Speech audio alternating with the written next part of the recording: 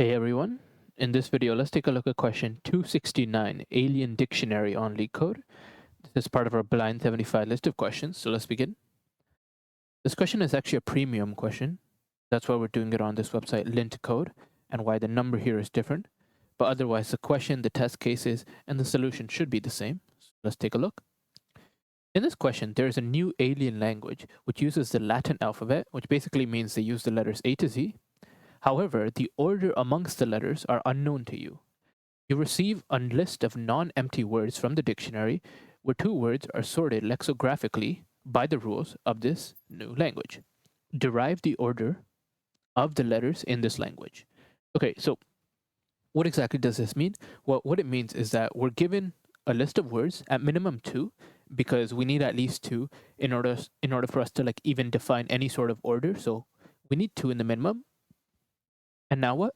Well, we can assume that each of these words will contain alphabetical letters from A to Z, but the order does not match the English order. For example, in this example that we have over here, so let me go ahead and paste this in. And again, we use this website to do our premium problems. In this example that we have over here, really the order is WERTF, which means W comes before E in the dictionary, E comes before R in this dictionary, etc. So in the English language, it's obviously not like this, but in this one, it is. Okay, so now let's take a look at some of the like key pointers here. So first of all, you can assume all the letters are lowercase. Okay, I think that's all fine. The dictionary is invalid if a string A is prefix of a string B and B appears before A. And if it is invalid, we want to return an empty string. Essentially what this is saying, just to kind of make it extremely simple, is that let's assume we're in the English language, right? And we're going through a dictionary. We would never expect that something like AB come before A in the dictionary. We would never expect this, right? Because in the dictionary, we would have, for example, A, and then we might have like maybe like AB and then AC, etc., right? We might have something like this. But we would never expect AB to come before A.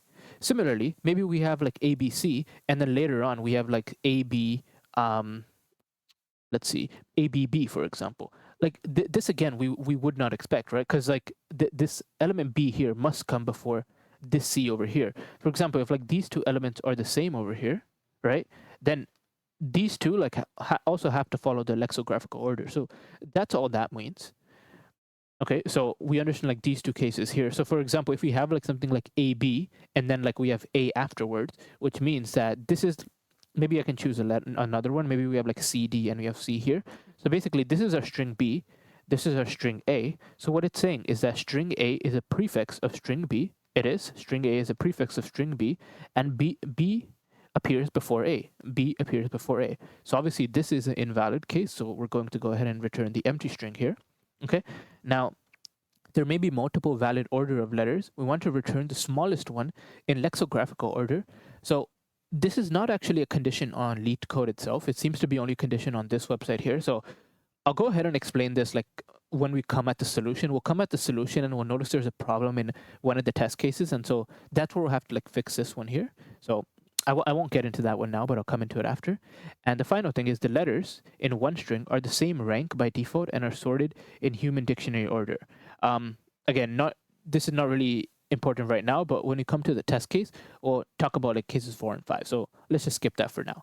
But anyway, so we understand the question, right? So we're given a string, like a list of strings that is supposedly what is part of an alien dictionary. So maybe in the alien dictionary, WRT comes before WRF, etc. And from this, we want to determine what is the ordering here. Now, this question is actually pretty difficult if like you can't tie it to like some sort of like other data structure which you're familiar with. But maybe let's see if we can like understand this, right? Like what exactly is happening here? Well, let's say I give you like two English letters, right? Or like two English words. Maybe I give you something like ABC, and maybe the other word was like ABD. What could you understand from this? Well, from this one, like if I asked you to compare these two letters and maybe arrive at some sort of ordering, right? What could you come about? Well, you might notice that like the A here and the A here, they're exactly the same. So we can't really understand anything from this. So if we move inwards, the B here is also the same. we can't even understand anything from this.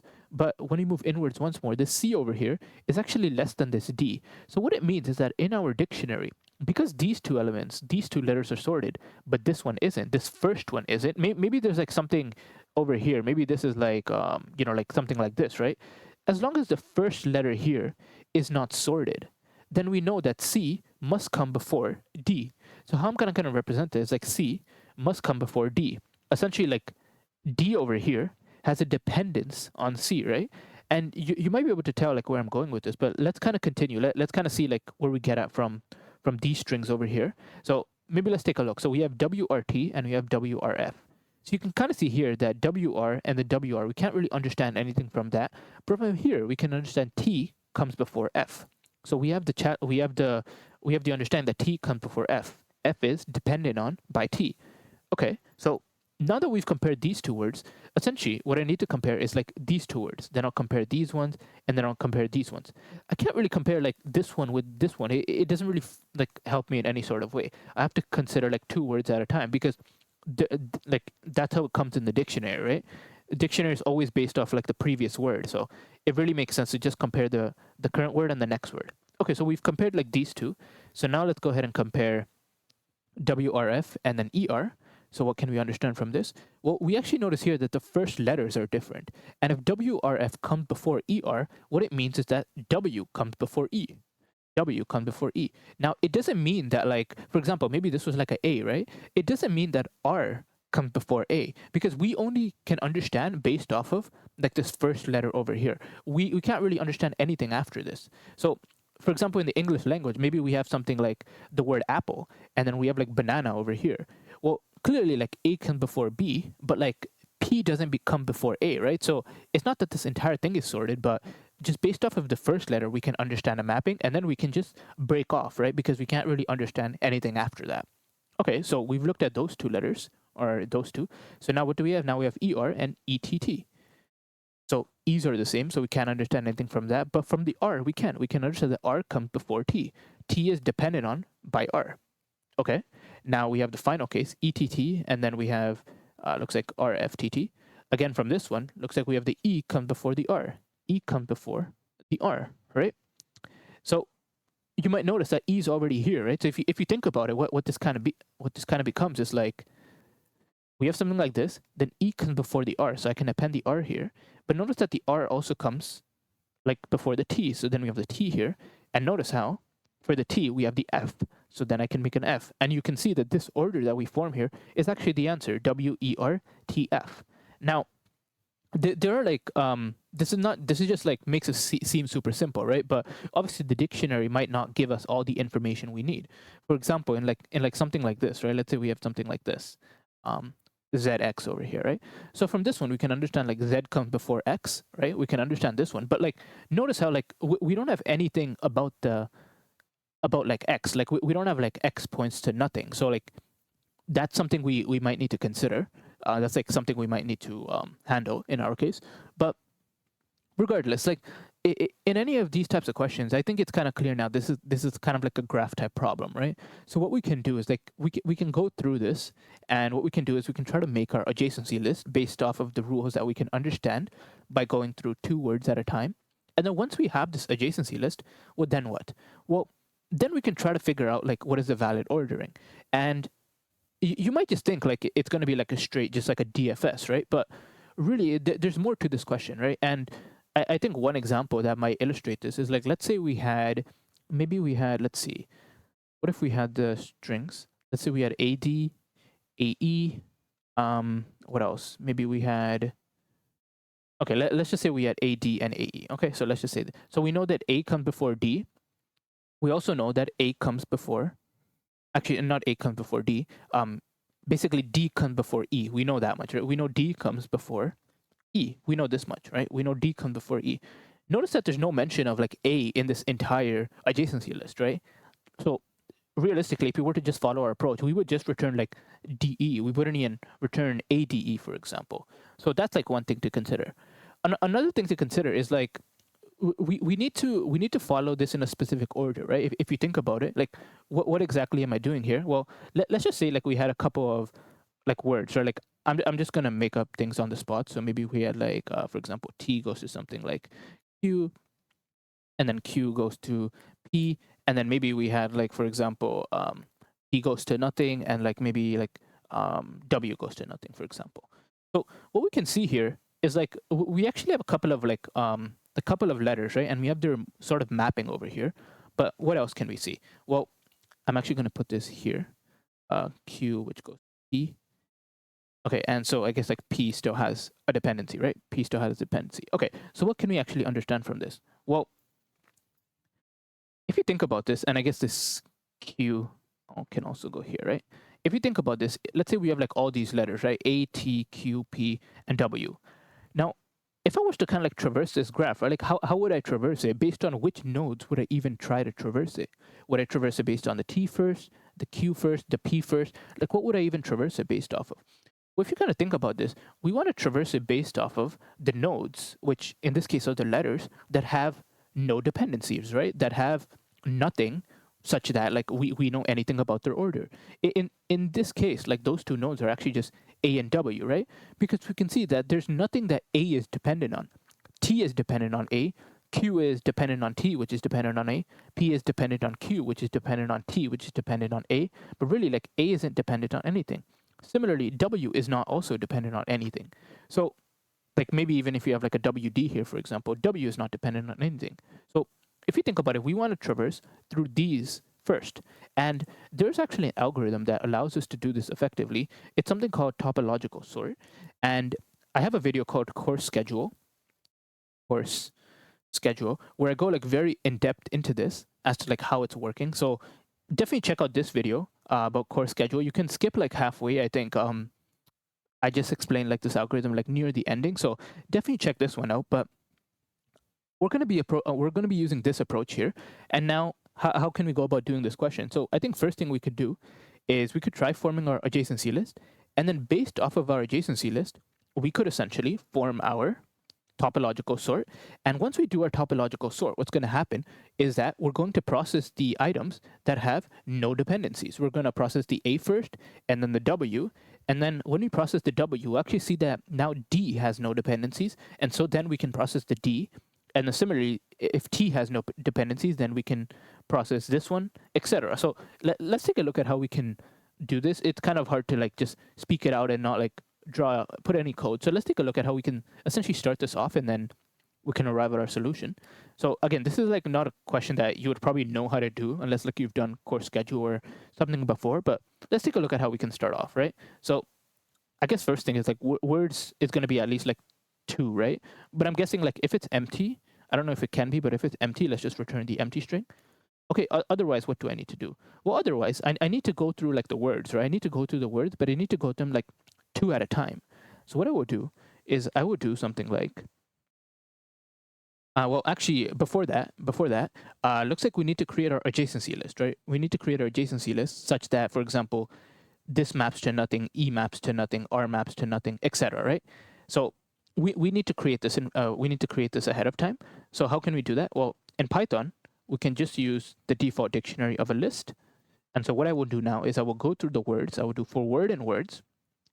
So now I'm at like WRT, and then I'll go through the letter in word, and then I'll just simply do adjacency list at letter is equal to what?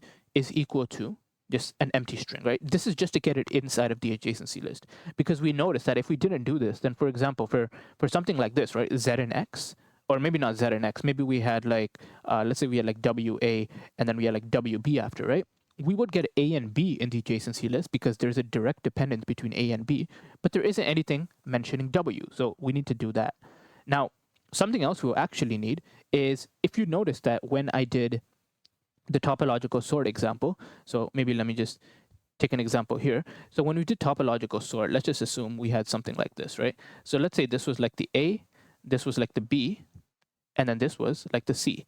And suppose that C has both the dependence on A and B.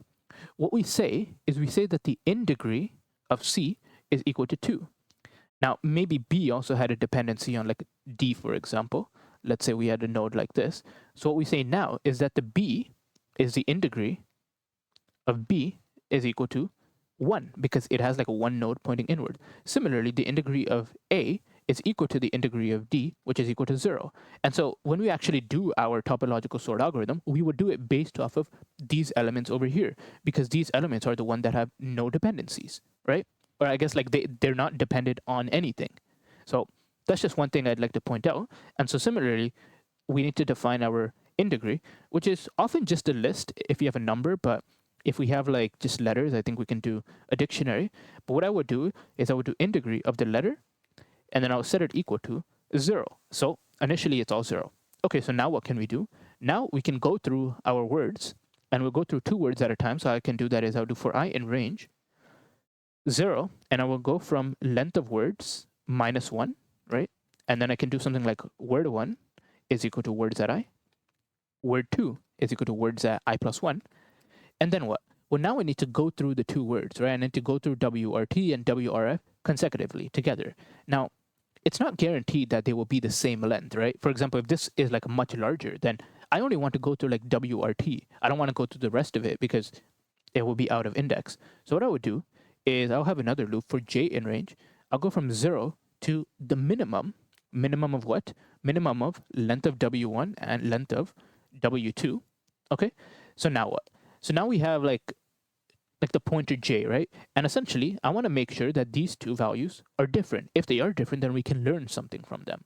So how can I do that?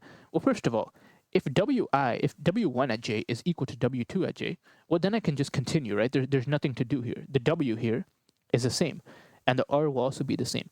But let's say we arrive on this case where we have like a T here, and we have a F over here.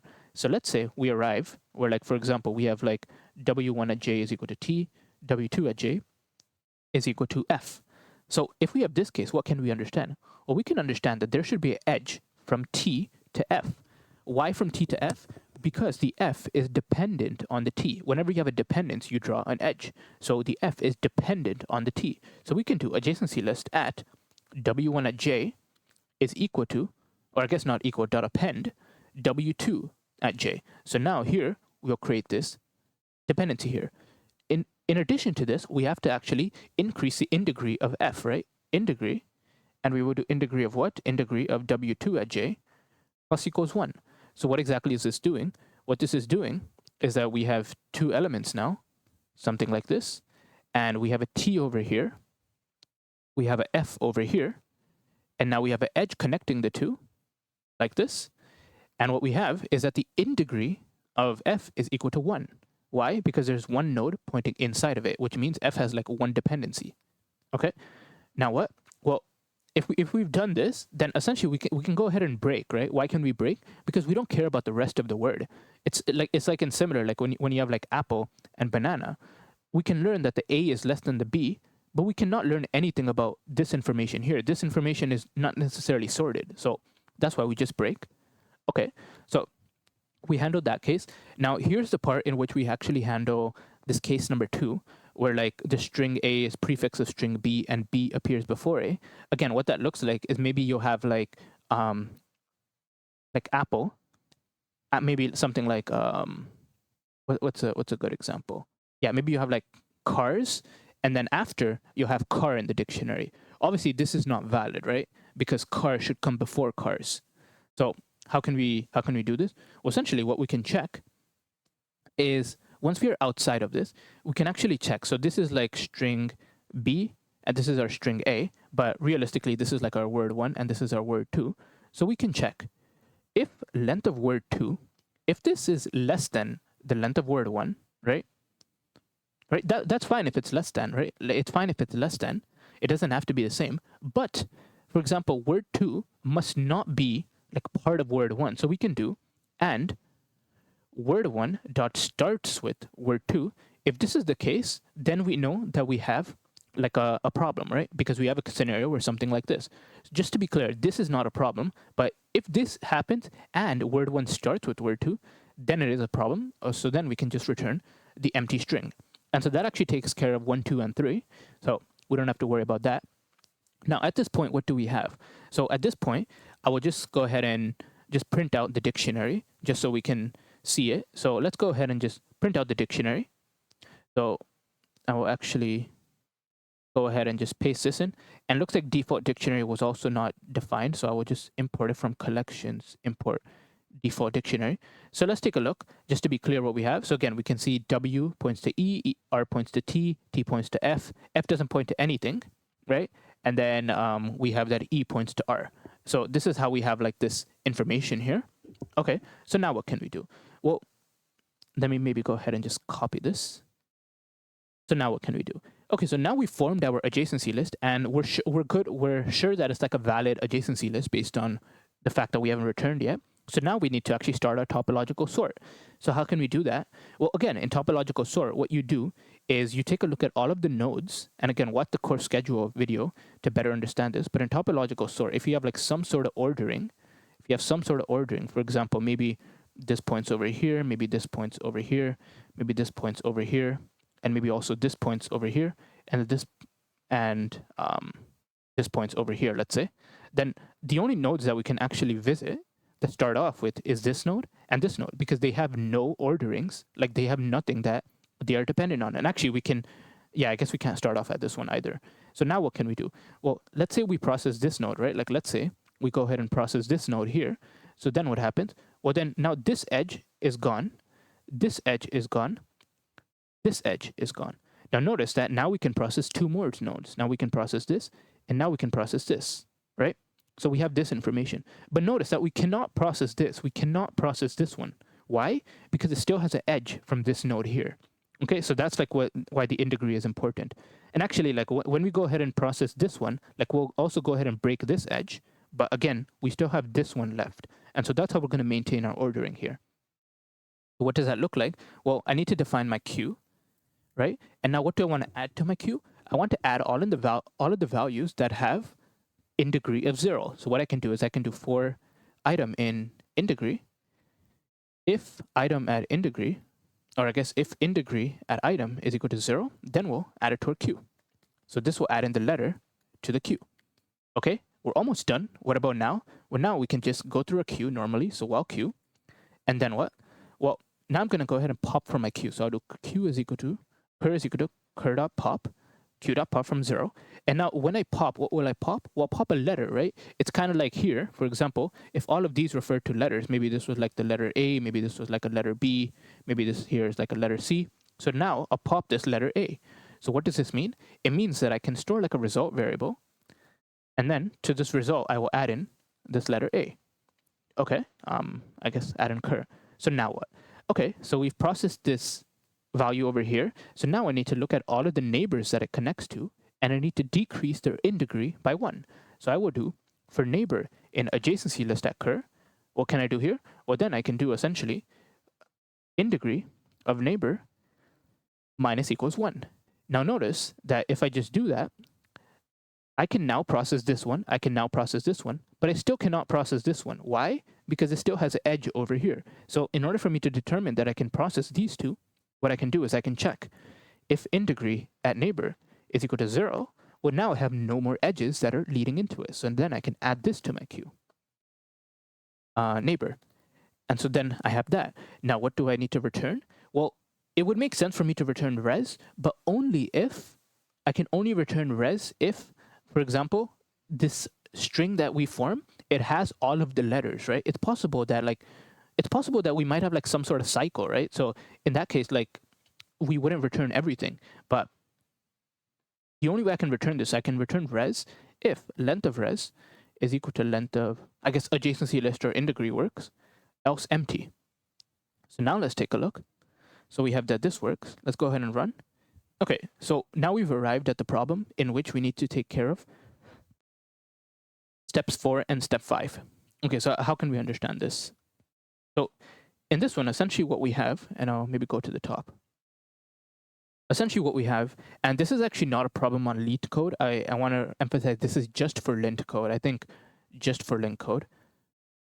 So actually what they want is, if you notice here, what do we know? Well, we know that the y must come before the x, right? Y come before the x. But we have no information about when the z should come, right? Like we don't know when this should come. This might even like it's not necessary that this comes like later on, right? This might even come after the y. if you think about it, let's say we had like, for example, BA, and then our next word was like BC, right?